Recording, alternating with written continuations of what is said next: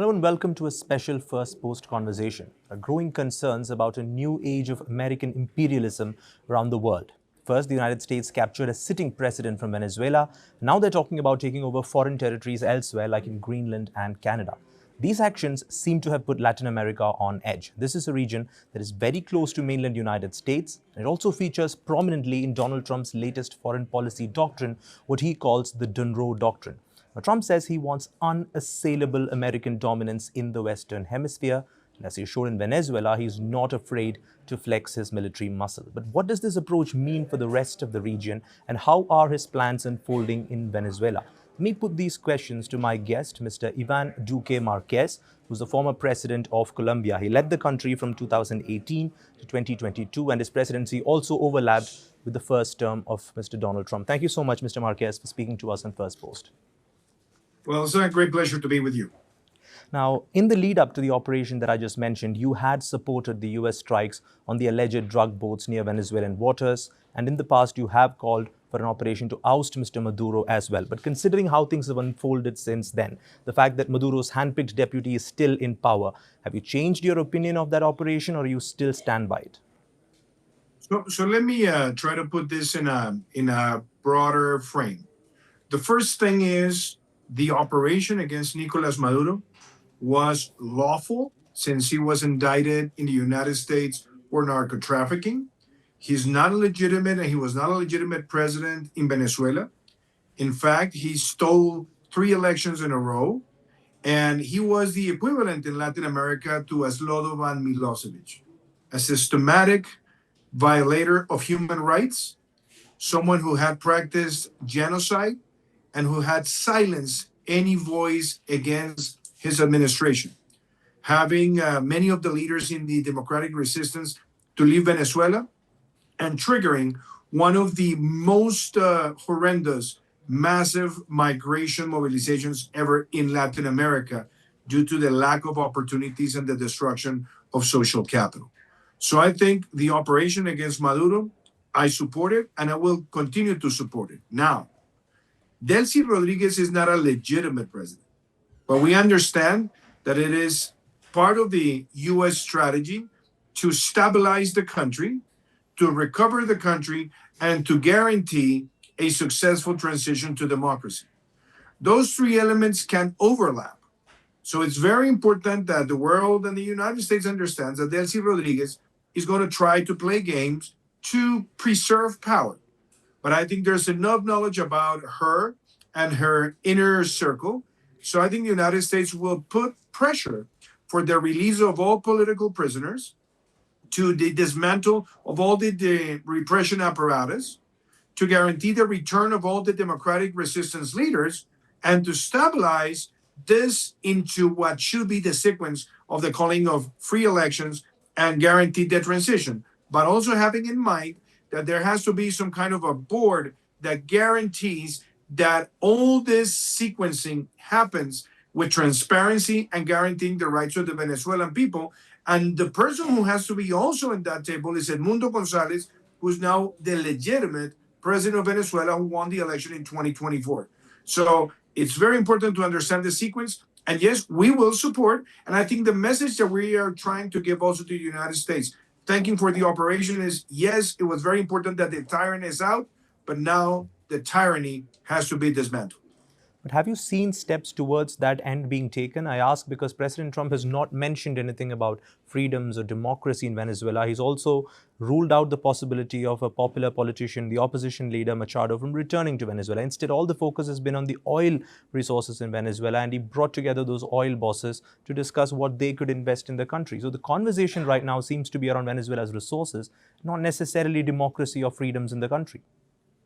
Well, I think your question is pretty relevant, because I think when you look at everything that has been said by all the people involved, you would find out that, for example, Secretary Rubio has talked about the sequencing of stabilization, recovery, and transition. And in that consideration, democracy is a very important part of it. You've also heard from the U.S. Secretary of Energy that even for the energy investments that the U.S. projects to make in Venezuela through the American companies, all the CEOs have publicly said in front of President Trump that the current conditions in Venezuela make the country uninvestable. So a return to democracy, to the rule of law, to the certainty of legal procedures is essential for them to have a long-term guarantee to invest in Venezuela. But also, members of Congress in the US, and you have to consider that this has been a bipartisan and bicameral issue, they've all raised their voice so that the return of democracy is the end game of all this.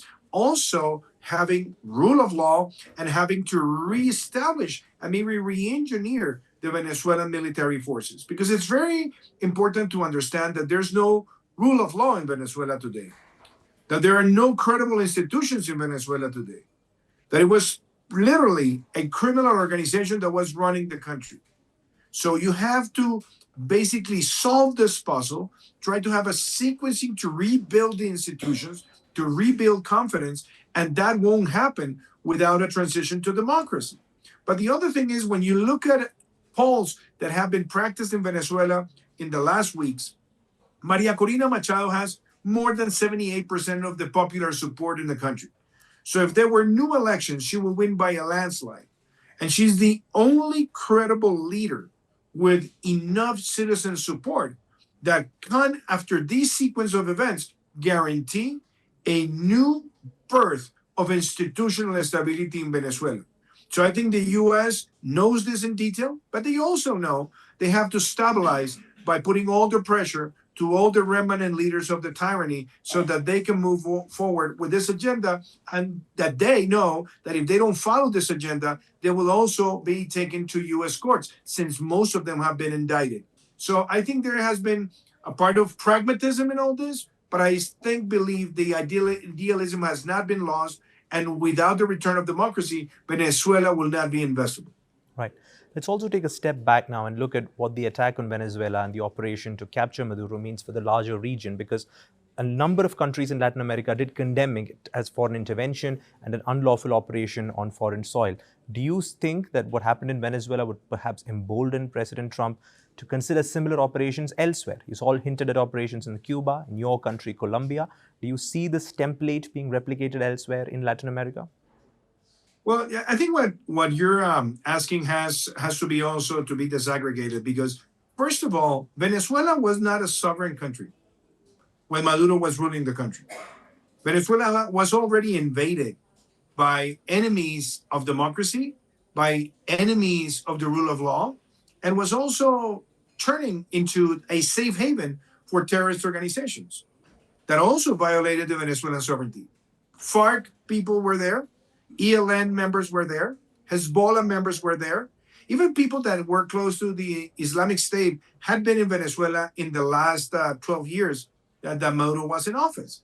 So the sovereignty of Venezuela was already violated by a regime that used repression and protection of terrorist organizations as part of their cornerstone of guaranteeing their own stability and trying to take all the richness out of Venezuela and put it in the crooks' pockets in international finance institutions. So it's very important to acknowledge that. Now, based on this, the United States had an indictment that comes from the year 2020 that has been bipartisanly and bicamerally supported, because Nicolás Maduro was a threat to the U.S. national security, to the hemispheric security, and even in the case of our country, Colombia, he provided safe haven to most of the Colombian terrorist organizations that plotted against our institutions. So if I do support that operation, yes, I do. And yes, I will always be a voice supporting that operation. But Mr. Marquez, but also what I value about what I also value about that operation is that the operation was aimed to start creating a change, political, social, and economic, that would allow Venezuela to be rebuilt. Right. Now, you asked me about other countries. You know the experience of Panama in the late 80s, when Noriega was a similar case. He stole the elections. U.S. intervened and guaranteed the return of democracy. And since then, not only has been a successful example of democracy, but has also allowed Panama to flourish economically and socially, and expand the middle class and reduce poverty. So I think there are cases in which these interventions have worked. Now, right. In other cases, in other debates, I'm not going to get into those debates because I think those debates are now part of a broader international conversation. The case of Greenland and other cases, I think they're more complicated than just giving whether I give sympathy or not. I'm not in favor of territorially expanding countries. I have condemned the territorial expansion through aggressions. So I think this tension has to be solved diplomatically. And I think the aim has to be that Europe and the United States understand that protecting Greenland as it is, protecting Greenland as part of Denmark territory, but having some kind of individual autonomy, they need to be reinforced in terms of security. And hopefully, I think this can be solved through diplomacy, but guaranteeing the overall aim, which is to protect the territory of Greenland of being attacked in the near future by other powers that want to expand their territory.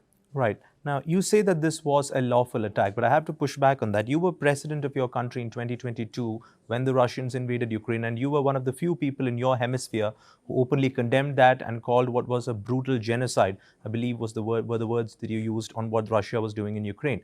Now, in the case of Venezuela, yes, there was a US indictment of Maduro, but the fact is there was no global sanction for the United States to go ahead and conduct these operations. Yes, Maduro was an autocrat who rigged elections, but the fact is there was no international sanction for President Trump to do what he did. Does that not set a worrying precedent for your region and the rest of the world? Well, I think you raised a very important question there, because what happened in the case of Ukraine was an attack on a sovereign democratic territory in order to annexate the Ukrainian territory to Russia. That is something very much different to what we have seen in Venezuela. There was an indictment. This was not an invasion. This was not taking the Venezuelan territory and annex it to the United States. This was a lawful from the United States legal standpoint, but it was also lawful in terms of the Latin America or the Inter-American Democratic Charter that was signed by Venezuela, by the United States, and by most of the countries in the hemisphere in September 11, 2001, where we defend democracy. And Maduro was a dictator that had taken power from the people, that had violated human rights systematically, that had also stolen elections from the free will of the Venezuelan people. So this was a hemispheric threat. And I think most of the countries in Latin America do support the intervention, as this is a starting point to the recovery of institutional stability and democracy in Venezuela. Very much different than what we have seen in Ukraine, which was an aggression in order not only to take Ukrainian territory by the Russians, but also to destroy a democratic system in Ukraine. That's why my voice has been there, will always be there in favor of the Ukrainian people. But let's not try to make comparisons that are not really similar or that can have even any kind of elements of synchronicity. What we have seen in the case of Venezuela is a clear defense of liberty and the return of democracy. What we have seen in Ukraine is an abusive, genocidal attack from Russia to the Ukrainian people. Right. I'd like to focus on your country and your equation with President Trump. He's called the president of Colombia, Mr. Gustavo Petro, a sick man who likes selling cocaine to the United States. He's also hinted at possibly repeating what he did in Venezuela and Colombia. Do you agree with President Trump's characterization of President Petro? So I'm not going to get into specific adjectives that have been used from President Trump against President Petro or vice versa. What I'm just going to talk is about the facts. So the fact is that during the Petro administration, we have seen the dismantle of all the manual eradication groups against illegal crops. We have seen the lowest seizure rate as a percentage of potential production of cocaine. We have seen an empowerment of kingpins of terrorist and narco-trafficking organizations by naming them peace builders without any kind of persecution by the Colombian authorities. And that's why we have reached record highs, not only in the production of cocaine, but record highs in illegal crops. Is this a threat to Colombia? Yes. Is this a threat to the hemisphere? Yes. And is this a threat to the U.S. national security? Yes. So my question is, why President Petro has not fulfilled a bilateral agenda so that we can keep the right rates of eradication, the right rates of seizure, and the reestablishment of aerial spray an instrument that was banned in 2015, and that during my administration, we created a blueprint roadmap in order to put it back in order and help the authorities be effective against narco trafficking. In fact, Petro dismantled that blueprint. So I think those are the reasons why the United States have raised a continuous worry about the way Petro is conducting power in Colombia. Petro now has just few months in office. He actually called President Trump. He asked for a meeting, and President Trump is giving that meeting on February 3rd. What I hope out of that meeting is that, yes, we have to continue having a bilateral relationship that has lasted for more than 200 years, but Petro is not going to get a free ride or a free lunch because, in fact, he really has to reestablish what he has dismantled in order for Colombia to be effective against the cartels. Right. Now, in the case of some countries in the region, President Trump has offered military support. Like, for example, in Mexico, he has said that I've offered repeatedly to President Sheinbaum that I'll deploy my troops and I'll clear out the cartels. Would you welcome a similar offer to Colombia, where the US soldiers come to your country, fight the cartels and the drug trafficking and then return? Or would you feel that's a violation of your country's sovereignty? Well, I think Colombia has a very interesting example of good cooperation with the United States. Colombia launched Plan Colombia in the year 2000 in collaboration with the United States, and we were able to expand our military capacities, our helicopter capacity, our intelligence capacity, and that's why from the year 2000 to the year 2015, where my predecessor banned the aerial spray, Colombia had a very successful result from basically 200,000 hectares of illegal crops to 50,000 hectares. And we were able to dismantle great part of FARC operators. We were able to fight many of the narco-terrorist organizations in Colombia. Even in my administration, we worked very closely and we got a lot of intelligence support. We even had US personnel visiting continuously Colombia. But we did most of the operations in the field with our own troops, but with US support and also support from other countries. The fact is that Colombia is a non-permanent member of NATO, but it's an associate member, so we can also get good practices and good advisory in many of the ways that we conduct operations. And Colombia supported many of the Central American countries and South American countries in the fight against terrorism.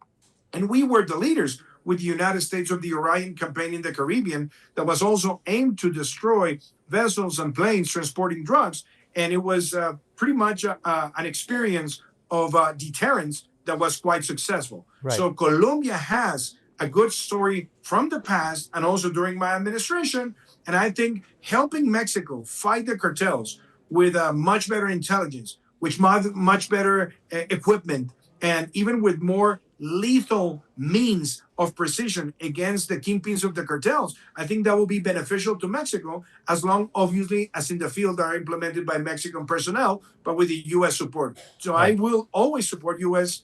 Participation hand in hand with Latin American countries fighting the common hemispheric security threats. Right. Finally, just quickly, let me ask you a question. When Donald Trump says that according to my doctrine, the Western Hemisphere has to be completely controlled by the United States and it has to have an unassailable dominance in this region, what's the message to other powers like India or China or Russia? Should we expand on our economic and military ties with these countries? Should we pull back from the Western Hemisphere? What's the point of this Monroe Doctrine and U.S. dominance of the Western Hemisphere? Well, I think there has to be a clear understanding of the historical roots of the inter-American relationship. Because basically the Monroe Doctrine was a doctrine to protect the whole hemisphere. And we all work together. The fact President Monroe, let me just give you an example. President Monroe in 1821 recognized the independence of my country, Colombia. And it was the first country to recognize the independence of Colombia. So if President Monroe would have had the idea of taking over the whole region, he would have not recognized Colombia. President Monroe wanted to have a much better understanding, coordination, and try to find common objectives hemispherically. And that was the purpose of that doctrine. And also, what we have said in Latin America is that the inter-American system has to be strengthened. That's why we have an Organization of American States that is based in Washington, D.C., where the U.S. is there, but most of the countries and all the countries in the region sit down, discuss common objectives. So the inter-American system has to be strengthened. And the same thing with the Inter-American Development Bank that was also founded with the support of the United States in the late 50s with the help of Douglas Dillon, and the US is the largest shareholder. So we use that instrument to expand lending for development purposes in Latin America. I don't think we're talking about taking over the Latin American territory. But in fact, I think it's strategical that Latin American countries and Caribbean countries have a much better coordination with the United States on security, on development, on finance, on the environment, on critical materials, because that would strengthen the whole hemisphere.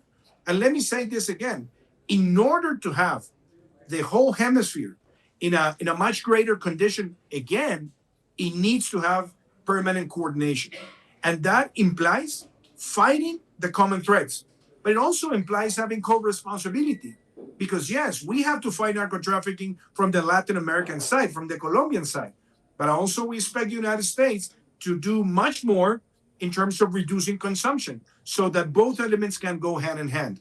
So I do believe that the conceivable doctrine has to be a much stronger integration, much stronger coordination based on values and virtues, starting with the respect of democratic values.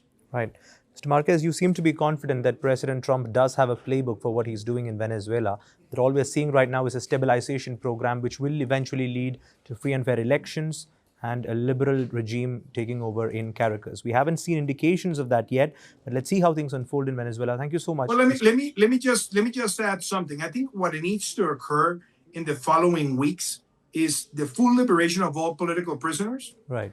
Giving the right guarantees for all the democratic resistant leaders to be back in Venezuela, defending their values, their principles, raising their voice, and having much more contact with the people, but also having the institutional reconstruction blueprint, which demands not only a new constitution, new legislation, it requires a new electoral system, but also the return of a liberal democracy that brings stability, the rule of law, and progress to the Venezuelan society.